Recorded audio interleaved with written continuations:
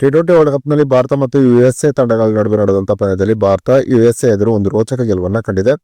ಹೀಗೆ ಯುಎಸ್ಎ ಎದುರು ನಡೆದಂತಹ ಪಂದ್ಯದಲ್ಲಿ ರೋಚಕ ಗೆಲುವನ್ನ ಕಾಣುವುದರ ಮೂಲಕ ಈ ಬಾರಿಯ ಟಿ20 ವರ್ಲ್ಡ್ ಕಪ್ನಲ್ಲಿ ಭಾರತ ಶುಭಾರಂಭವನ್ನು ಮಾಡಿದೆ.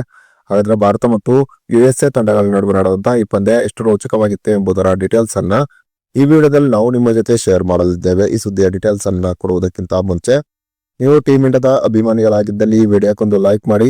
ಹಾಗೆ ಈ ಬಾರಿ ಟೀಮ್ ಇಂಡಿಯಾ ಮತ್ತೆ ಟಿ20 ವರ್ಲ್ಡ್ ಕಪ್ ಅನ್ನು ಎತ್ತಿ ಹಿಡಿಯುತ್ತದೆ ಅಂತ ನಿಮ್ಗೆ ಅನ್ಸುತ್ತದೆಯೋ ಅಥವಾ ಇಲ್ಲವೇ ಎಂಬ ನಿಮ್ಮ ಅನಿಸಿಕೆಯನ್ನ ತಪ್ಪದೇ ಕಮೆಂಟ್ ಬಾಕ್ಸ್ ಅಲ್ಲಿ ತಿಳಿಸಿ. ಕೂಡ ಮುಂಬೈನಲ್ಲಿ ಭಾರತ ಮತ್ತು ಯುಎಸ್ಎ ತಂಡಗಳ ನಡುವೆ ನಡೆದಂತ ಪಂದ್ಯದಲ್ಲಿ ಟಾಸ್ ಅನ್ನ ಗೆದ್ದಂತ ಯುಎಸ್ಎ ಮೊದಲು ಫೀಲ್ಡಿಂಗ್ ಅನ್ನು ಆಯ್ಕೆ ಮಾಡಿಕೊಂಡಿತು. ಇನ್ನು ಟಾಸ್ ಸೋತು ಮೊದಲು ಬ್ಯಾಟಿಂಗ್ ಇಳಿದಂತ ಭಾರತ ಈ ಪಂದ್ಯದಲ್ಲಿ ಒಂದು ತೋತ ಬ್ಯಾಟಿಂಗ್ ಪ್ರದರ್ಶನ ತೋರಲು ವಿಫಲವಾಯಿತು.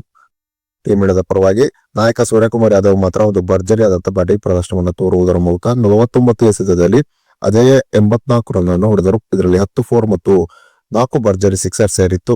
ಕಡೆ ಓವರ್ಗಳಲ್ಲಿ ಸೂರ್ಯಕುಮಾರ್ ಯಾದವ್ ನಿಜಕ್ಕೂ ಕೂಡ ಟೀಮ್ ಇಂಡಿಯಾದ ಪರವಾಗಿ ಒಂದು ಅಬ್ಬರವಾದಂತಹ ಬ್ಯಾಟಿಂಗ್ ಪ್ರದರ್ಶನವನ್ನ ತೋರಿದರು ಅಂತಾನೆ ಹೇಳಬಹುದಾಗಿದೆ. ಒಂದು ಹಂತದಲ್ಲಿ 13 ಓವರ್ನಲ್ಲಿ ಟೀಮ್ ಇಂಡಿಯಾ 6 ವಿಕೆಟ್ಗೆ 77 ರನ್ ಅನ್ನು ಹೊಡೆದಿತ್ತು.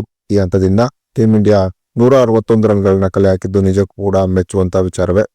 ಸೂರ್ಯಕುಮಾರ್ ಯಾದವ್ ಕಡೆ ಓವರ್ಗಳಲ್ಲಿ ನಿಜಕ್ಕೂ ಕೂಡ ಟೀಮ್ ಇಂಡಿಯಾದ ಪರವಾಗಿ ಒಂದು ಅಬ್ಬರವಾದಂತಹ ಬ್ಯಾಟಿಂಗ್ ಪ್ರದರ್ಶನ ತೋರಿದರು. ಅದರಲ್ಲೂ ನೇತ್ರಾವರ್ಕರ್ ಬೌಲಿಂಗ್ ಮಾಡಿದಂತಹ ಕಡೆ ಓವರ್ನಲ್ಲಿ ಸೂರ್ಯಕುಮಾರ್ ಯಾದವ್ 21 ರನ್ ಅನ್ನು ಹೊಡೆದರು.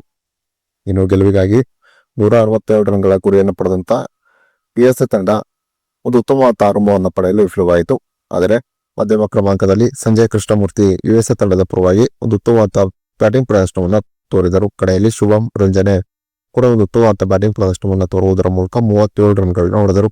ಕಡೆಯ 5 ಓವರ್ನಲ್ಲಿ ಯುಎಸ್ಎ ತಂಡಕ್ಕೆ ಗೆಲ್ಲಲು 64 ರನ್ಗಳ ಅವಶ್ಯಕತೆ ಇತ್ತು. ಈ ಹಂತದಲ್ಲಿ ಪಂದ್ಯ ಯಾವ ಕಡೆ ಆದರೂ ಹೋಗಬಹುದಾಗಿತ್ತು. ಆದರೆ ಕಡೆ ಓವರ್ಗಳಲ್ಲಿ ಟೀಮ್ ಇಂಡಿಯಾ ನಿಜಕ್ಕೂ ಕೂಡ ಒಂದು ಉತ್ತಮವಾದ ಬೌಲಿಂಗ್ ಪ್ರದರ್ಶನವನ್ನು ತೋರುವುದರ ಮೂಲಕ ಯುಎಸ್ಎ ಎದುರು 29 ರನ್ಗಳ ಅಂತರದ ಒಂದು ರೋಚಕ ಗೆಲುವನ್ನು ಕಂಡಿತು. ಟೀಮ್ ಇಂಡಿಯಾದ ಪರವಾಗಿ ಯುಎಸ್ಎ ಎದುರು ಮೊಹಮ್ಮದ್ ಸಿರಾಜ್ 3 ವಿಕೆಟ್ಗಳನ್ನು ಪಡೆದುಕೊಂಡು ಮಿಂಚಿದರು. ಇನ್ನು ಯುಎಸ್ಎ ಎದುರು ನಡೆದಂತ ಪಂದ್ಯದಲ್ಲಿ ಸೂರ್ಯಕುಮಾರ್ ಯಾದವ್ ಆಡಿದಂತಹ ಒಂದು ಭರ್ಜರಿ ಬ್ಯಾಟಿಂಗ್ ಪ್ರದರ್ಶನದ ಬಗ್ಗೆ ನಿಮ್ಮ ಅನಿಸಿಕೆ ಅಭಿಪ್ರಾಯವನ್ನ ತಪ್ಪದೇ ಕಮೆಂಟ್ ಬಾಕ್ಸ್ ಅಲ್ಲಿ ತಿಳಿಸಿ.